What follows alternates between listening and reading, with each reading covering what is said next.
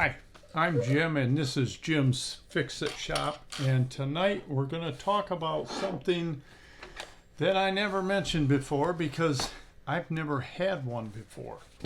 I recently got this machine. I think I just kicked my tripod, and I got it for parts. It was non-working. The engine's sitting over here, and as soon as I find out if I can get all the parts I need for it, I'm going to actually try to rebuild that thing. But what I want to talk to you now about is the rear axle, and I have it sitting here, and you can see that it's spinning. Now, let me reach over here and grab something. This was sent to me by a viewer, and I just use it for a little prop. Snapper calls these things bearings. Well, they're a poor excuse for bearing because they're a bushing. The newer ones, you can see this has some yellow in there. That's a Teflon insert that makes these last a lot longer, but they're a lot more expensive. And the bushing that goes on the differential side does not have any insert in it, and they don't last all that long. But this is the only one I've ever seen and the only one I've ever got my hands on. These fenders are no longer produced. They quit making these about 20 to 25 years ago. These fenders actually have ball bearings in them. They are not bushings. If you ever get a machine with actual bearings in it, do not throw it out if you're gonna part it out. These fenders are basically priceless. If somebody has a machine with bearings in it and they ruin a fender, you cannot get another one.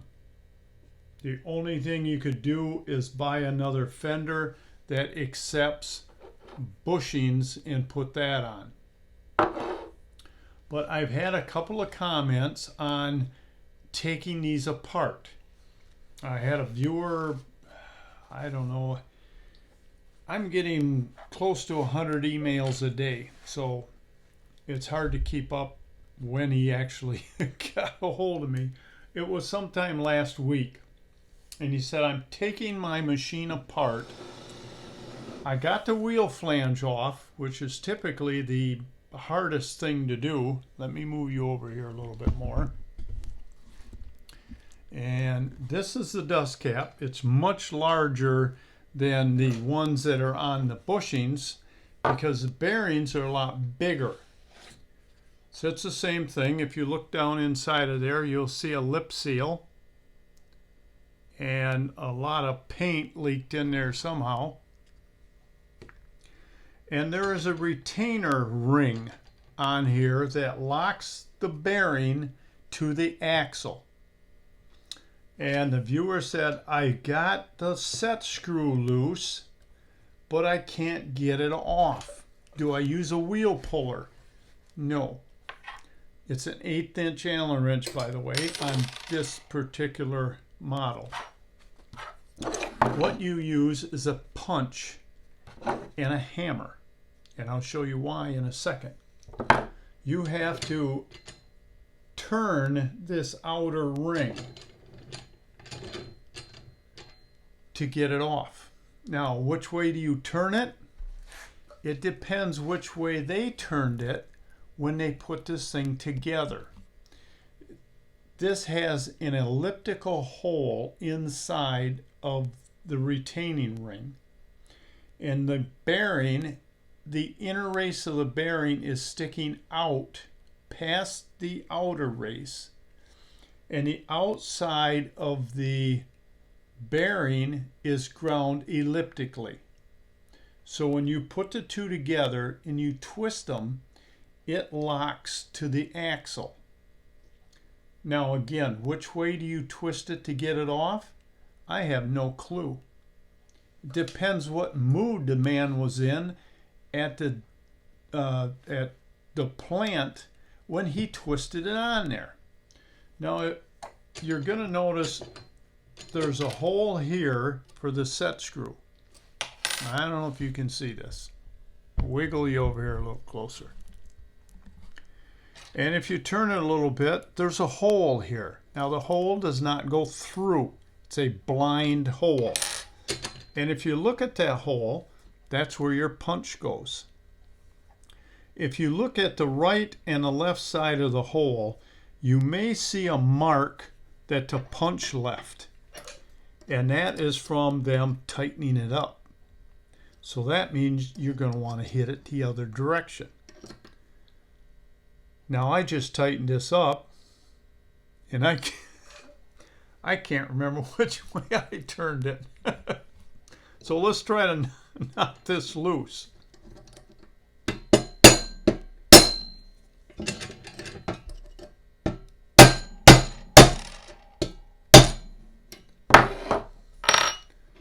And it comes right off.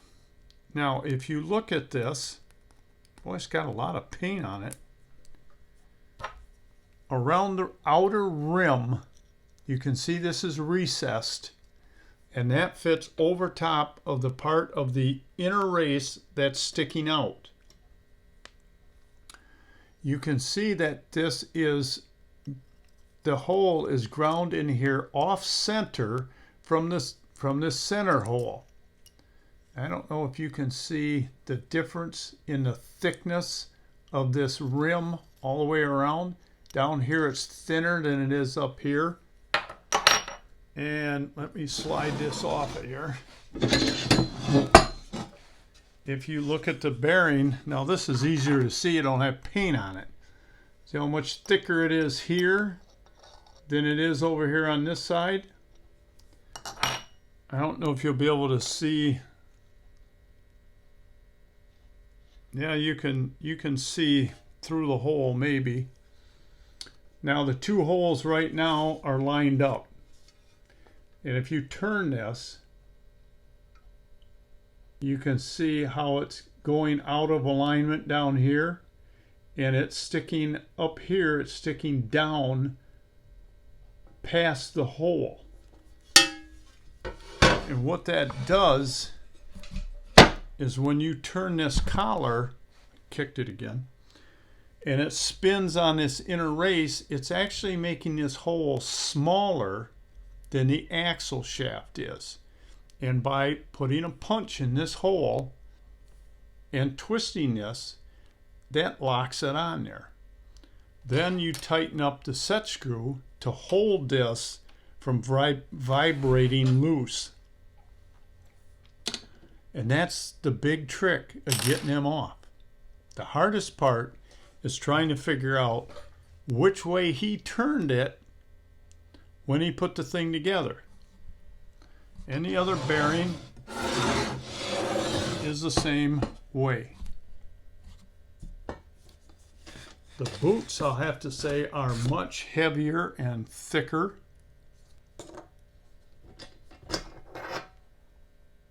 This one's a little easier to see, hopefully. It's thinner up here than it is down here. And there again, the bearing's the same way.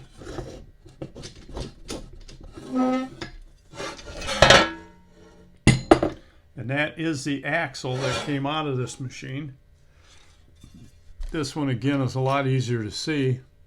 See how thick the inner race is here, and it gets really thin over here. And when them go together and you twist them, it throws them out of alignment, and it makes a hole smaller. And that's all there is to it. That's how they're designed. Now the newer ones that I can buy from my bearing supplier, which by the way will not fit in these fenders. These are an oddball bearing, and you have to buy them from Snapper, or Parts Tree sells them. The new style, the whole bearing looks like this. This does not come off. This is an extension they made this inner race longer, and they put 2 set screws on the inner race. So you just slide it on, you tighten up the set screws. There's no stupid collar to mess with, but this is old school. They just tried to make it a little easier to use. And this is an NTN bearing made in Japan. So it's probably a good bearing. You can still get them. Parts Tree sells them all the time. I had a viewer send me a couple a while ago that he had replaced out of his fenders, and just to show me what they look like. And I was going to do a video at that time, but he didn't send me the collars, so I couldn't show you what those look like. I just got this machine in a while ago, maybe a month or two, and I've been slowly, when I have time, stripping it down for parts. Now, what am I going to do with these fenders? I may take them apart. The bearings are in good shape. There's nothing wrong with them. I may press the bearings out and sandblast these down and repaint them. And I got my 2012 done. But you never know. Maybe I'll put these fenders on and have bearings in it. Now, I don't know if both of these bearings are the same on the back side. This one's a little bit different, but they do have a lip on them, so you can only press them in so far. This one has a snap ring snapped around it, so when you press it in, that's where it stops. And supposedly that will line up between your 2 bearings for your side plate, but I'm sure you're going to need some nylon shims to take up the So that's it. I can't remember the last guy's name that got a hold of me about this issue. I wish I could. Like I said, I just get way too many emails, and I try not to anymore delete my emails. I had a viewer the other day that got a little upset because I didn't remember what his original question was. I don't delete my emails anymore. And typically when I get an email from someone, when I open that email, it will bring up all the rest of the emails. If there was only one more, or if there was 50 of them before that one, it'll bring them all up. And I can look back to see what his original problem was so I can answer it. This time it did not do that, and I've been noticing more and more my phone's doing that, not bringing up the old emails. So I got to try and guess on what his original issue was to give him an answer. So if that happens to you, bear with me, because I can't remember 75 to 100 emails a day a week and a half down the road. So that's the issue with the bearings and how to get them in and out. And again, when you put new bearings in your fenders, or in this case the bearings are fine, and if I had to rebuild the differential, when you go to lock that collar on, it does not make any difference which way you turn it. You might want to, if you're right-handed, I would turn it to the right to lock it. If you're left-handed, I would turn it to the left. That way, in 10 years down the road, when you have to take this apart because something else happened, maybe you might remember which way you turned it in the first place. But there is no right and wrong way. Just hit that sucker with a punch and a hammer, lock it on there, tighten up your set screw, and you're done. It's a great design. They just quit making them years and years ago. I'd say probably 20 to 25 years, because it's cheaper to make these things. These are compressed powdered metal, I believe. They are not an actual bearing or bushing made out of brass or bronze, which they should be. They'd last longer. This is a step up here with the nylon in it, but not all these had nylon in them. The older machines were just this hunk of steel rubbing on your steel axle. So if you've got an older machine, you might want to check in and buy one of these. It'll last a whole lot longer. This whole unit with the outer shell, the seal, and the two inserts, you're probably looking at about, I think it was around $50, $55. Compared to one of these without all that stuff, they were like $5.